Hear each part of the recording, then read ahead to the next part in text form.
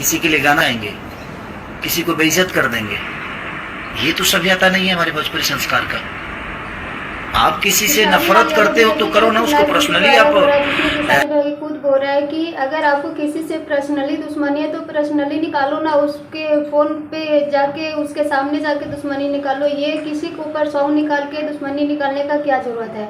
वैसे अभी देख सकते हैं कि फिलहाल खेसारी लाल यादव भैया के टारगेट पर हुए काजल राघवानी ने खुद एक इतना घटिया सॉन्ग निकाल लिया है कि उसकी वजह से बहुत ही ज़्यादा विवाद चल रहा है। नमस्कार दोस्तों, राधे राधे। आई होप आप सब अच्छे होंगे, मस्त होंगे, स्वस्थ होंगे। अगर चैनल नया है तो चैनल सब्सक्राइब करके एक प्यारा सा लाइक में जरूर करें।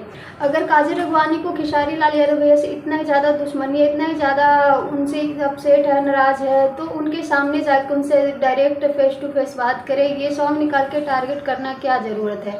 वैसे आप लोग देख सकते हैं कि कहीं ना कहीं कभी ना कभी तो खेसारी भैया और काजल राघवानी एक दूसरे से कुछ सेकंड के लिए सही प्यार तो ज़रूर करते होंगे, लेकिन इतना ज़्यादा अब नफरत बिल्कुल भी शोभा नहीं देता है। वैसे अपना राय जरूर दीजिएगा।